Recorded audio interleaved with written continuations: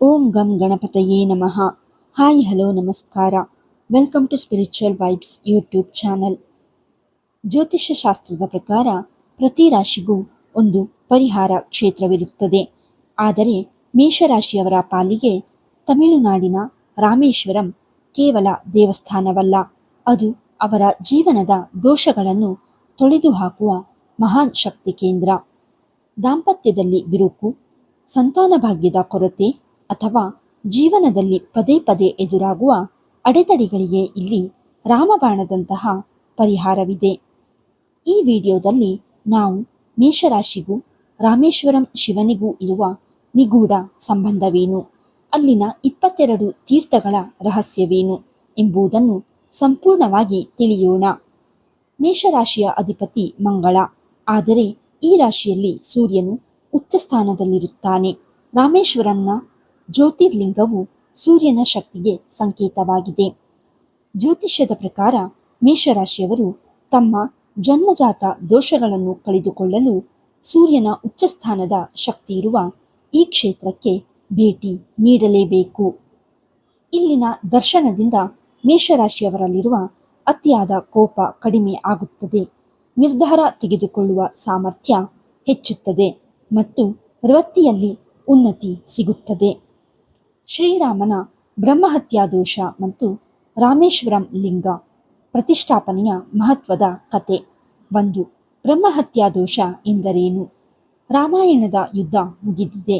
ಅಧರ್ಮದ ಸಂಕೇತವಾಗಿದ್ದ ರಾವಣನನ್ನು ಶ್ರೀರಾಮನು ಸಂಹರಿಸಿದ್ದಾನೆ.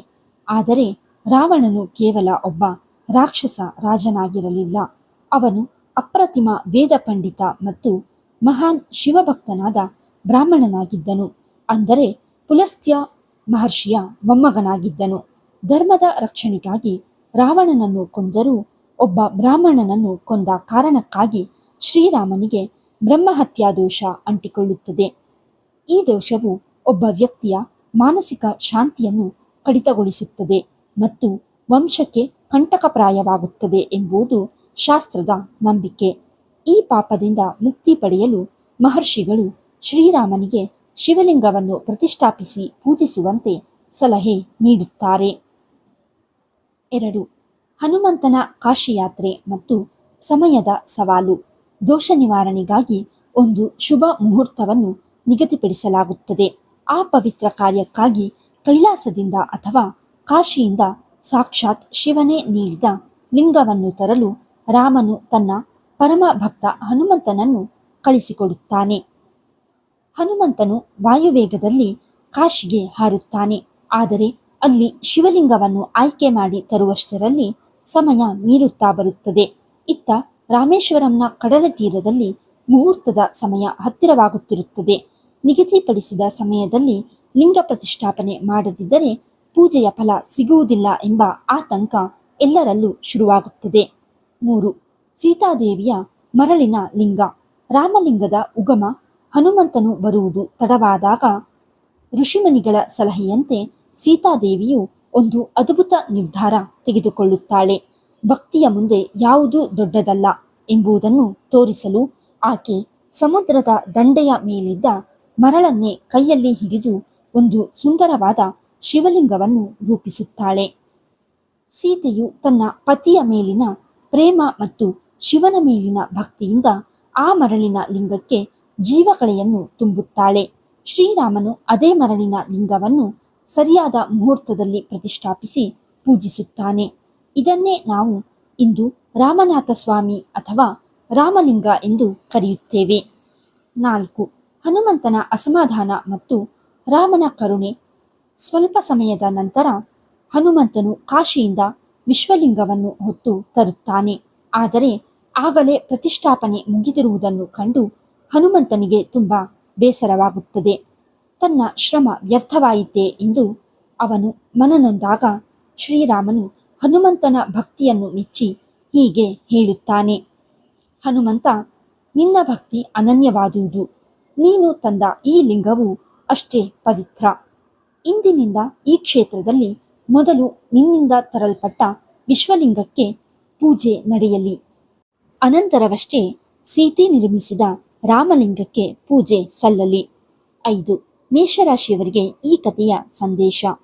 ಮೇಷರಾಶಿಯವರು ಸ್ವಾಭಾವಿಕವಾಗಿ ಸ್ವಲ್ಪ ಆತುರದ ಸ್ವಭಾವದವರಾಗಿರುತ್ತಾರೆ. ಆದರೆ ಈ ಕಥೆಯು ತಾಳ್ಮೆ ಮತ್ತು ಭಕ್ತಿಯ ಶಕ್ತಿಯನ್ನು ಕಲಿಸುತ್ತದೆ. ಸೀತಾದೇವಿಯು ಮರಳಿನಿಂದ ಲಿಂಗ ಮಾಡಿ ದೋಷಮುಕ್ತಗೊಳಿಸಿದಂತೆ ಮೇಷರಾಶಿಯವರು ರಾಮೇಶ್ವರಂಗೆ ಭೇಟಿ ನೀಡಿದರೆ ಅವರ ಎಂತಹ ಕಠಿಣ ಕರ್ಮದೋಷಗಳು ನಿವಾರಣೆಯಾಗುತ್ತವೆ ಎಂಬುದು ಇಲ್ಲಿನ ವಿಶೇಷ. ಇಲ್ಲಿ 2 ಲಿಂಗಗಳಿವೆ. ಸೀತೆ ನಿರ್ಮಿಸಿದ ರಾಮಲಿಂಗ ಮತ್ತು ಹನುಮಂತ ತಂದ ವಿಶ್ವಲಿಂಗ. ಹನುಮಂತನ ಭಕ್ತಿಗೆ ಮೆಚ್ಚಿ ರಾಮನು ನೀಡಿದ ವರದಂತೆ ಇಂದಿಗೂ ಮೊದಲು ವಿಶ್ವಲಿಂಗಕ್ಕೆ ಪೂಜೆ ನಡೆಯುತ್ತದೆ. ಮೇಷರಾಶಿಯವರಿಗೆ ದಾಂಪತ್ಯದಲ್ಲಿ ಸಮಸ್ಯೆಗಳಿದ್ದರೆ ರಾಮೇಶ್ವರಂಗೆ ಏಕೆ ಹೋಗಬೇಕು? ರಾಮ ಮತ್ತು ಸೀತೆ ಒಂದಾಗಿ ಲಿಂಗ ಪ್ರತಿಷ್ಠಾಪನೆ ಮಾಡಿದ ಸ್ಥಳವಿದು. ಆದ್ದರಿಂದ ಇಲ್ಲಿ ದಂಪತಿ ಪೂಜೆ ಅಥವಾ ಸೇತು ಸ್ನಾನ ಮಾಡುವುದರಿಂದ ವಿವಾಹ ವಿಳಂಬ ಮತ್ತು ದಾಂಪತ್ಯ ಕಲಹಗಳು ದೂರವಾಗುತ್ತವೆ. ಸಂತಾನ ಭಾಗ್ಯ. ಇಲ್ಲಿನ ನಾಗಪ್ರತಿಷ್ಠೆ ಮತ್ತು ಸಮುದ್ರ ಸ್ನಾನವು ಸಂತಾನ ದೋಷವನ್ನು ನೀಗಿಸುತ್ತದೆ ಎಂದು ಹೇಳುತ್ತಾರೆ. ರಾಮೇಶ್ವರಂನ 22 ಪವಿತ್ರ ತೀರ್ಥಗಳ ರಹಸ್ಯ ಮತ್ತು ಮಹತ್ವ. ರಾಮೇಶ್ವರಂಗೆ ಹೋದರೆ ಕೇವಲ ದರ್ಶನ ಮಾಡಿದರೆ ಸಾಲದು. ಅಲ್ಲಿನ 22 ತೀರ್ಥಗಳಲ್ಲಿ ಸ್ನಾನ ಮಾಡುವುದು ಜನ್ಮ ಜನ್ಮಾಂತರದ ಪುಣ್ಯ ಎಂದು ನಂಬಲಾಗಿದೆ. 1. ಈ ತೀರ್ಥಗಳು ಯಾವುವು? ದೇವಸ್ಥಾನದ ಆವರಣದ ಒಳಗೆ 22 ಪವಿತ್ರ ಬಾವಿಗಳಿವೆ. ಇವುಗಳನ್ನು ತೀರ್ಥಗಳು ಎನ್ನಲಾಗುತ್ತದೆ. ಆಶ್ಚರ್ಯದ ಸಂಗತಿಯೆಂದರೆ ಸಮುದ್ರದ ಪಕ್ಕದಲ್ಲೇ ಇದ್ದರೂ ಈ ಬಾವಿಗಳ ನೀರು ಉಪ್ಪಾಗಿರುವುದಿಲ್ಲ. ಪ್ರತಿಯೊಂದು ಬಾವಿಯ ನೀರಿಗೂ ಬೇರೆ ಬೇರೆ ರುಚಿ ಮತ್ತು ಔಷಧೀಯ ಗುಣಗಳಿವೆ ಎಂದು ಹೇಳಲಾಗುತ್ತದೆ. ಅವುಗಳ ಹೆಸರು ಈ ಕೆಳಗಿನಂತಿವೆ: ಮಹಾಲಕ್ಷ್ಮಿ ತೀರ್ಥ, ಸಾವಿತ್ರಿ ತೀರ್ಥ, ಗಾಯತ್ರಿ ತೀರ್ಥ, ಸರಸ್ವತಿ ತೀರ್ಥ, ಸೇತುಮಾಧವ ತೀರ್ಥ, ಗಂಧಮಾದನ ತೀರ್ಥ, ಕವಚ ತೀರ್ಥ, ನಳ ತೀರ್ಥ, ನೀಲತೀರ್ಥ, ಗವಯ ತೀರ್ಥ, ಗವಾಕ್ಷ ತೀರ್ಥ, ಶಂಖತೀರ್ಥ, ಚಕ್ರತೀರ್ಥ, ಬ್ರಹ್ಮಹತ್ಯಾ ವಿಮೋಚನ ತೀರ್ಥ, ಸೂರ್ಯತೀರ್ಥ, ಚಂದ್ರತೀರ್ಥ, ಗಂಗಾತೀರ್ಥ, ಯಮುನಾತೀರ್ಥ, ಗಯಾತೀರ್ಥ, ಶಿವತೀರ್ಥ, ಸದ್ಯಾಮೃತ ತೀರ್ಥ, ಕೋಟಿತೀರ್ಥ. ಅಂದರೆ ಇದು ಕೊನೆಯ ಮತ್ತು ಅತ್ಯಂತ ಪ್ರಮುಖ ತೀರ್ಥ. 2. ಸ್ನಾನದ ಕ್ರಮ ಮತ್ತು ಫಲಗಳು.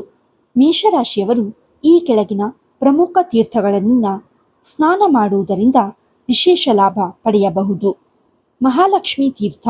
ಇದು ಮೊದಲನೆಯ ತೀರ್ಥ. ಇಲ್ಲಿ ಸ್ನಾನ ಮಾಡುವುದರಿಂದ ಐಶ್ವರ್ಯ ಮತ್ತು ಸಂಪತ್ತು ವೃದ್ಧಿಯಾಗುತ್ತದೆ. ಮೇಷರಾಶಿಯವರ ಆರ್ಥಿಕ ಸಂಕಷ್ಟಗಳು ಇದರಿಂದ ದೂರವಾಗುತ್ತವೆ. ಗಾಯತ್ರಿ ಮತ್ತು ಸಾವಿತ್ರಿ ತೀರ್ಥ.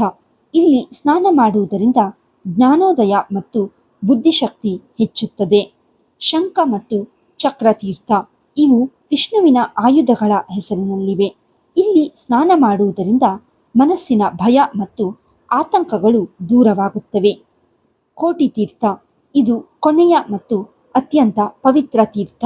ಶ್ರೀಕೃಷ್ಣನು ಶಿವಲಿಂಗಕ್ಕೆ ಅಭಿಷೇಕ ಮಾಡಲು ಈ ತೀರ್ಥವನ್ನು ಸೃಷ್ಟಿಸಿದನು ಎನ್ನಲಾಗುತ್ತದೆ. ಇಲ್ಲಿ ಸ್ನಾನ ಮಾಡುವುದರಿಂದ ಕೋಟಿ ಪಟ್ಟು ಪುಣ್ಯ ಲಭಿಸುತ್ತದೆ. 3. ಮೇಷರಾಶಿಯವರಿಗೆ 22 ತೀರ್ಥಗಳ ವೈಜ್ಞಾನಿಕ ಮತ್ತು ಆಧ್ಯಾತ್ಮಿಕ ನಂಟು. ಮೇಷರಾಶಿಯು ಅಗ್ನಿತತ್ವಕ್ಕೆ ಸೇರಿದೆ. ಅಗ್ನಿತತ್ವದ ಜನರಲ್ಲಿ ಅತಿಯಾದ ಉದ್ವೇಗ ಮತ್ತು ಕೋಪವಿರುತ್ತದೆ. ರಾಮೇಶ್ವರಂನ ಈ ಪವಿತ್ರ ಜಲವು ಅವರ ದೇಹದ ಉಷ್ಣತೆಯನ್ನು ಮತ್ತು ಮನಸ್ಸಿನ ತಳಮಳವನ್ನು ಶಾಂತಗೊಳಿಸುತ್ತದೆ. ಈ 22 ತೀರ್ಥಗಳ ಸ್ನಾನವು ಅವರ ಜಾತಕದಲ್ಲಿರುವ ನಕಾರಾತ್ಮಕ ಗ್ರಹಗತಿಗಳನ್ನು ಬದಲಿಸುವ ಶಕ್ತಿ ಹೊಂದಿದೆ ಎಂದು ಜ್ಯೋತಿಷ್ಯ ಶಾಸ್ತ್ರ ತಿಳಿಸುತ್ತದೆ. ಮಹಾಲಕ್ಷ್ಮಿ ತೀರ್ಥ, ಗಾಯತ್ರಿ ತೀರ್ಥ, ಶಂಖತೀರ್ಥ ಹೀಗೆ 22 ತೀರ್ಥಗಳಲ್ಲಿ ಸ್ನಾನ ಮಾಡುವುದು ಜನ್ಮ ಜನ್ಮಾಂತರದ ಪಾಪಗಳನ್ನು ತೊಳೆಯುತ್ತದೆ. ಮೇಷರಾಶಿಯವರು ಈ 22 ತೀರ್ಥಗಳಲ್ಲಿ ಸ್ನಾನ ಮಾಡುವುದರಿಂದ ಅವರ ಜಾತಕದಲ್ಲಿರುವ ಅಗ್ನಿತತ್ವವು ಸಮತೋಲನಕ್ಕೆ ಬಂದು ಮನಸ್ಸಿಗೆ ಶಾಂತಿ ಸಿಗುತ್ತದೆ. ದರ್ಶನ ಸಮಯ ಮತ್ತು ಭೇಟಿ ನೀಡುವ ಕ್ರಮ. ಬೆಳಿಗ್ಗೆ 4 ಗಂಟೆಗೆ ಬಾಗಿಲು ತೆರೆಯುತ್ತದೆ. ಸ್ಫಟಿಕಲಿಂಗ ದರ್ಶನ 5ರಿಂದ 6 ಗಂಟೆಯವರೆಗೆ ಇದು ಅತ್ಯಂತ ಶ್ರೇಷ್ಠ ಸಮಯ. ಮಧ್ಯಾಹ್ನ 1ರಿಂದ 3 ಗಂಟೆಯವರೆಗೆ ವಿರಾಮ. ರಾತ್ರಿ 8ಕ್ಕೆ ದರ್ಶನ ಮುಕ್ತಾಯ. ಸಲಹೆ: ರಾಮೇಶ್ವರಂಗೆ ಹೋದಾಗ ಕೇವಲ ದೇವಸ್ಥಾನವಲ್ಲದೆ ಧನುಷ್ಕೋಡಿ ಮತ್ತು ಅಗ್ನಿತೀರ್ಥ ಸಮುದ್ರ ಸ್ನಾನವನ್ನು ಮರೆಯಬೇಡಿ. ಮೇಷರಾಶಿಯವರು ಜೀವನದಲ್ಲಿ ಒಮ್ಮೆಯಾದರೂ ರಾಮೇಶ್ವರಂ ಯಾತ್ರೆ ಮಾಡುವುದು ಕೇವಲ ಸಂಪ್ರದಾಯವಲ್ಲ, ಅದು ಅವರ ಜೀವನದ ಹೊಸ ಆರಂಭಕ್ಕೆ ಮುನ್ನುಡಿ. ಈ ಮಾಹಿತಿ ನಿಮಗೆ ಉಪಯುಕ್ತವೆನಿಸಿದರೆ ಲೈಕ್ ಮಾಡಿ, ನಿಮ್ಮ ಪರಿಚಯದ ಮೇಷರಾಶಿಯವರಿಗೂ ಈ ವಿಡಿಯೋ ಶೇರ್ ಮಾಡಿ. ನೀವು ರಾಮೇಶ್ವರಂಗೆ ಭೇಟಿ ನೀಡಿದ್ದಲ್ಲಿ ನಿಮ್ಮ ಅನುಭವವನ್ನು ಕಮೆಂಟ್ನಲ್ಲಿ ಹಂಚಿಕೊಳ್ಳಿ. ಇನ್ನಷ್ಟು ಆಧ್ಯಾತ್ಮಿಕ ಮಾಹಿತಿಗಾಗಿ ಸ್ಪಿರಿಚುವಲ್ ವೈಬ್ಸ್ ಚಾನಲ್ಗೆ ಸಬ್ಸ್ಕ್ರೈಬ್ ಮಾಡಿ. ಧನ್ಯವಾದಗಳು.